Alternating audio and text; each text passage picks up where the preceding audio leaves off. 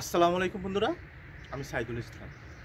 Barista এফএনবি online ট্রেনিংয়ের পক্ষ থেকে বাংলাদেশের প্রতিটা চা স্টোরকে কফি স্টোরে উন্নতি করার প্রশিক্ষণে আজকের যে রেসিপিটা থাকবে সেটা হচ্ছে আইস স্প্যানিশ লেটে।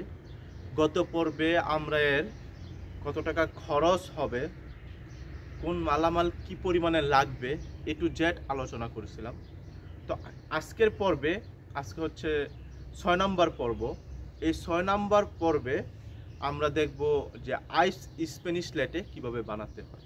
আমি প্রতিটা রেসিপি, প্রতিটা কফি একদম নর্মালভাবে বানানোর চেষ্টা করব, যেন আপনারা সহজে বুঝতে পারেন এবং সহজে কফিগুলো বানাতে পারেন।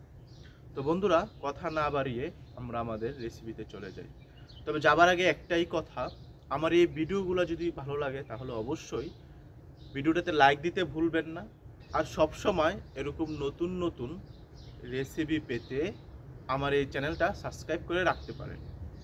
আর যদি বেশি ভালো লাগে তাহলে শেয়ার করে দিতে পারেন, যেন সবাই দেখে উপকৃত হয়।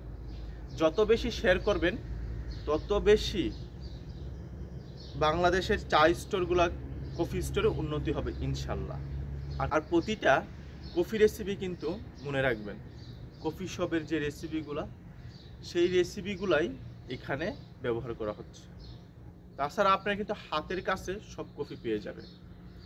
একই মানসম্পন্ন কফিগুলো কিন্তু আপনারা রেস্টুরেন্টে যদি খেতে যান তাহলে 150 থেকে 200-300 টাকা লাগবে, এবং আপনারা যদি চা স্টোরগুলোতে খেতে যান তাহলে সেখানে 60 থেকে 80 টাকা, 100 টাকার ভিতরে আপনারা পেয়ে যাবেন। সেটা হচ্ছে কফির ক্যাটাগরির উপরে নির্ভর করবে কত টাকা দিয়ে আপনি কফি খাবেন, বা কোন কফিটার প্রাইস কত টাকা হবে।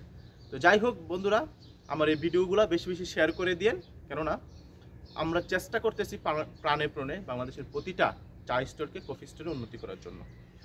তো বন্ধুরা, চলেন আমরা আমাদের মূল রেসিপিতে চলে যাই।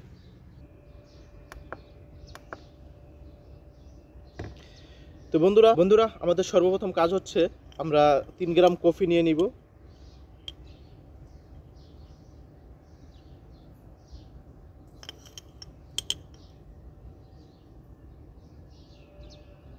যে আমরা 3 গ্রাম কফি নিয়ে নিলাম। এখন এই কফিটাকে আমরা একটু গালিয়ে নিব সুন্দরভাবে, হালকা একটু পানি দিয়ে। আর সেক্ষেত্রে আপনাদের কাছে যদি হট ওয়াটার থাকে, মানে গরম পানি থাকে, তাহলে আপনারা গরম পানি দিয়ে গালিয়ে নিতে পারেন, কারণ গরম পানি দিয়ে খুব দ্রুত গলে যায় কফিটা। আমাদের কফি কিন্তু গলে গেছে, আমাদের কফি সম্পূর্ণ রেডি।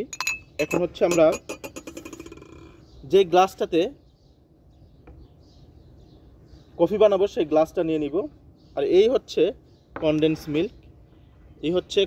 মিল্ক, আমরা যেটাকে ডিব্বার দুধ বলে থাকি, এটা হচ্ছে ডিব্বার দুধ। তো এখন হচ্ছে আমরা ডিব্বার দুধ দিয়ে দিব হচ্ছে 45 গ্রাম। এখন এই যে আমরা মেপে মেপে ডিব্বার দুধ দিচ্ছি, আমি কিন্তু সহজভাবে দেখাচ্ছি, একদম সহজভাবে সিম্পলভাবে দেখাচ্ছি।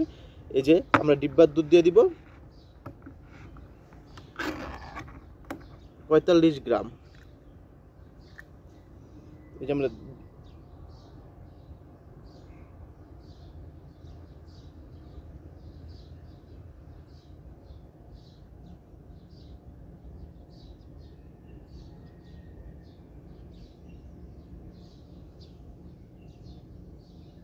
এই যে 45 গ্রাম আমাদের হয়ে গেছে। আমরা হচ্ছে 45 গ্রাম কনডেন্স মিল্ক দিয়ে দিলাম বা ডিব্বার দুধ দিয়ে দিলাম। এখন আমরা দিব আইস। এখন আমরা আইস দিব 6 থেকে 7 পিস, যেটা বললাম সেই আইসটা দিয়ে দিব।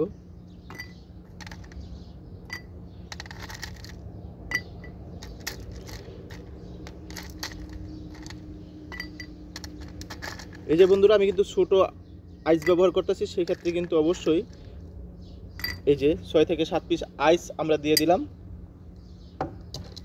এখন এর ভিতরে আমরা দিয়ে দিব হচ্ছে দুধ। এর ভিতরে আমরা দুধ দিয়ে দিব 160 গ্রাম।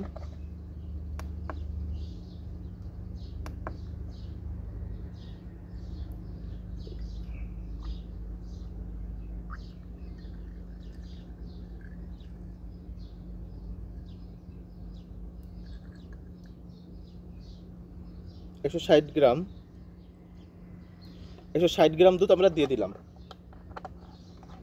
এখন এর ভিতরে আমরা যেটা করব, আমাদের যে কফিটা, সেই কফিটাকে আমরা ঢেলে দিব।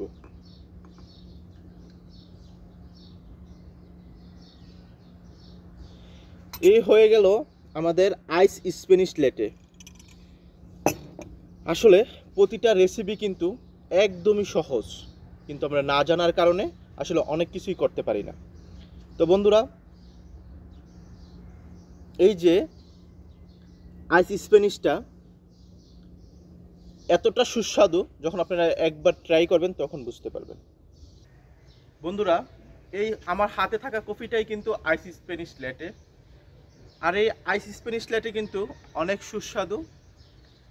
তো আজকের পর্বে আমরা দেখলাম যে আইস স্প্যানিশ ল্যাটে কীভাবে বানাতে হবে। তো বন্ধুরা, আজকের এই প্রশিক্ষণে আমরা দেখলাম যে কিভাবে আইস স্প্যানিশ ল্যাটে বানাতে হয়।